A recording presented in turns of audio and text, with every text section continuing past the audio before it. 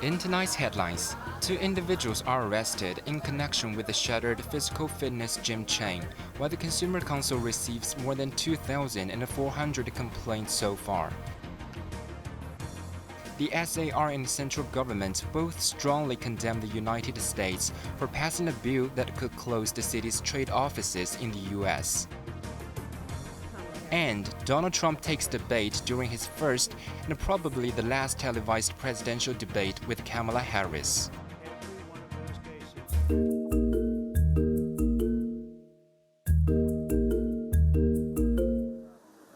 Two directors of the now-defunct Physical Fitness had been arrested after police and customs received over 900 complaints against the gym chain for failing to deliver prepaid services. The arrestees were allegedly 67-year-old Luke Nai Ken and 68-year-old He Yu-Hua, who are directors of most companies operating under the name Physical. They were separately arrested within the past 2 days and had been held for questioning at a customs office as of midday today before being transferred to the police for further investigations.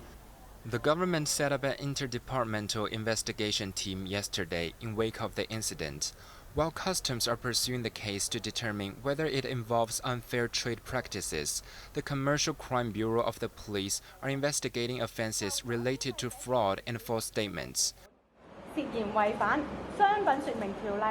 Rachel Fong, head of Customs Unfair Trade Practice Investigation Group, told a press conference that the company is suspected of breaching the Trade Descriptions Ordinance for continuing selling fitness and beauty services and accepting prepaid payments from customers 1 day before closing.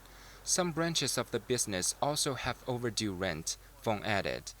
The landlord of Physical's Shuttered branch, MTR Corp., has filed a claim against the company to recover over $6.73 million in unpaid rent and related fees, as well as the premises. In one of the major financial disputes in recent months, Physical's closure has led to 2,429 complaints, with the amount surging to $86.42 million as of 6 p.m. today, according to the Consumer Council. Speaking on a radio program this morning, Gailey Wan, chief executive of the consumer watchdog, reviewed the biggest claim involved $1.86 million, which covered various plans including 1,916 fitness classes and a 10-year membership. She also questioned the gym chain's reopening plan, urging it to disclose details as the watchdog was still unable to contact its new management. Quentin Yang, Cable News.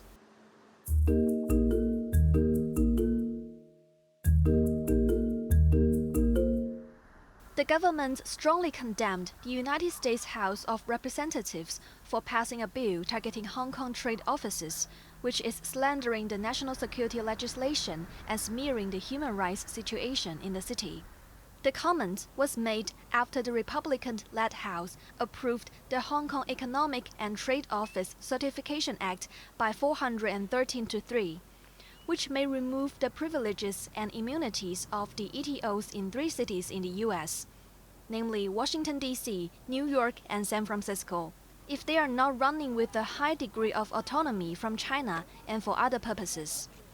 The bill must pass the U.S. Senate before it can be sent to the U.S. President to be signed into law. The SAR government stated that the act is a self-deception of double standards between U.S. national security legislation and the city's national security law and the Safeguarding National Security Ordinance, grossly interfering in the affairs of Hong Kong. If the U.S. insists on ignoring the mutually beneficial relations between both sides, it will ultimately harm the interests of the U.S. and its companies, said the government's statement. Records show that the 3 offices in the U.S. have been meeting with various chambers and organizing different cultural events from time to time. Commerce and Economic Development Secretary Algernon Yao said the trade offices in America had always operated and performed necessary functions based on actual needs. Therefore, the act will ultimately harm both sides and cause inconvenience and unnecessary interference. In Beijing, the Ministry of Foreign Affairs said It strongly deplored and firmly opposed the U.S. egregious behavior of manipulating Hong Kong-related issues to suppress the city's development, and that it had lodged solemn protest with the U.S. Spokesperson Mao Ning said the act politicizes and instrumentalizes normal economic and trade cooperation and deliberately smears Hong Kong's institutions overseas, urging U.S. to stop pushing forward the bill so as not to cause more harm to the stability and development of China-U.S. relations. Evelyn Bai, Cable News.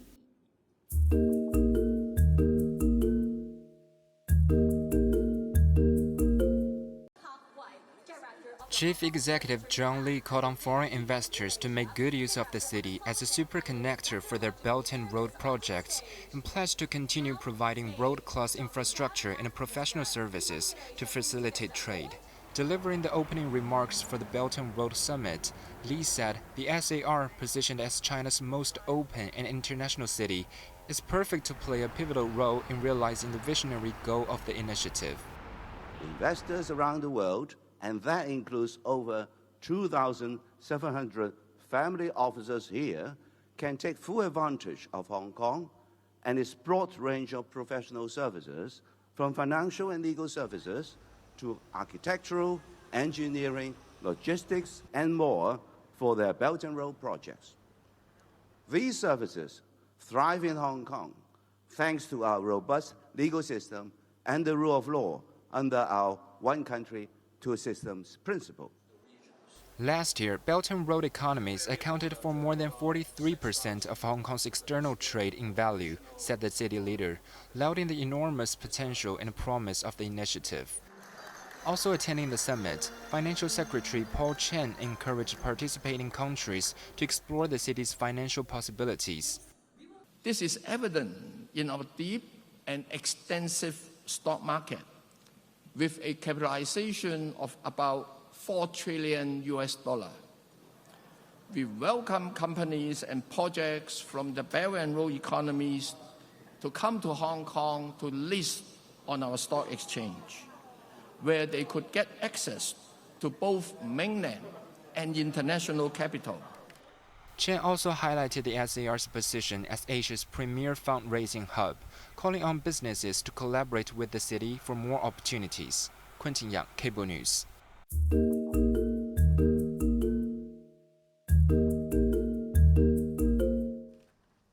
A survey revealed that 30% of the city's students have once experienced school bullying.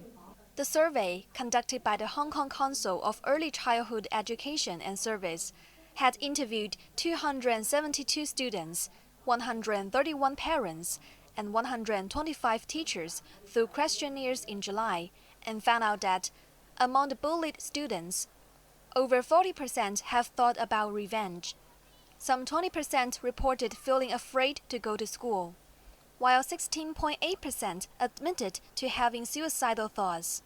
Moreover, more than half of the students surveyed had witnessed bullying incidents at school, with half of them feeling angry about it, and 30% of them worrying about being the next target. This boy said he had seen a student kicking his friends and he felt so unhappy. This boy said he would be very worried about becoming the bullying target. If I got bullied and other people didn't help me, I would feel very sad, said this boy.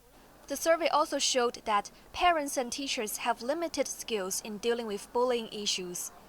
Some teachers reported difficulties in identifying bullying behavior, citing a lack of time to address the issues or insufficient verification capabilities.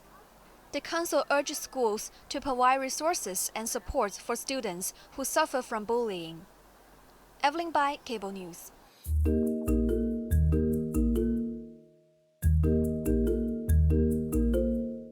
The matchup started with the first handshake at the presidential debate since 2016.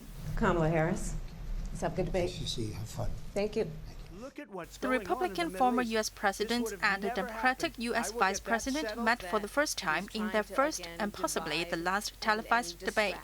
As a former prosecutor, Harris went fiercely after Trump on tariffs, democracy, and abortion, among other topics, often putting him on the defensive.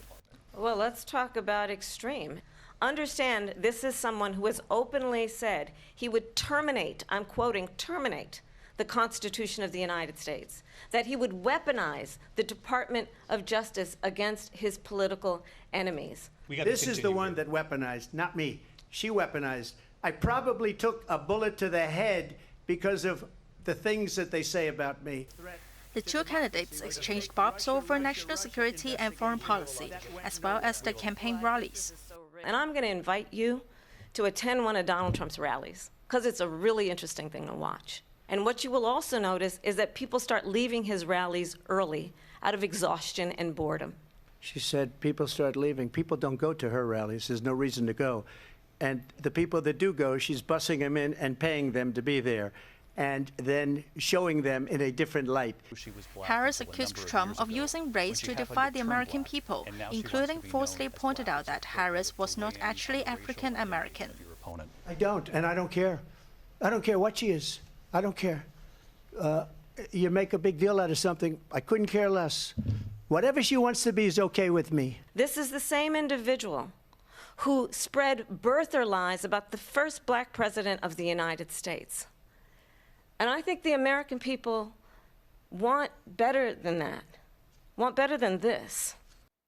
The 19-minute encounter was particularly important for Harris, who entered the race since 7 weeks ago, after U.S. President Joe Biden's exit over his poor debate performance. This was my best debate. However, his advisor privately acknowledged that Harris at times successfully baited Trump. A CNN flash poll showed that 63% of voters who watched the debate thought Harris outperformed. In another boost to the Harris campaign, pop megastar Taylor Swift endorsed Harris on Instagram, telling her 283 million followers that she will vote for her in November. Anna Chen, Cable News.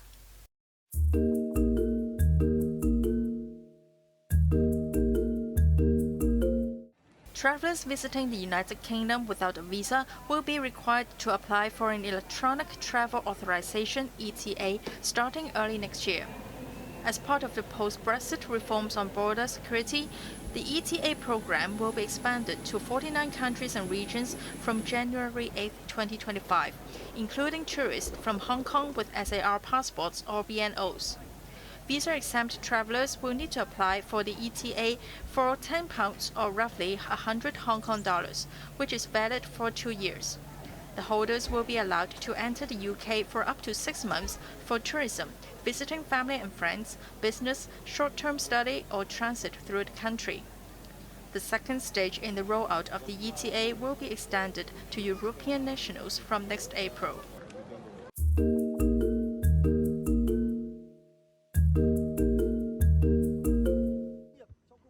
In Vietnam, the death toll from Typhoon Yagi and its subsequent rain that triggered floods and landslides climbed to 155, while 141 people were missing.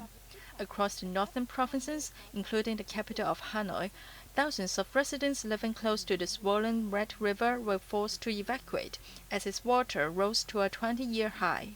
Yagi was the strongest typhoon to hit the Southeast Asian country in decades. It made landfall Saturday with winds of up to 149 kilometers per hour, bringing heavy rain.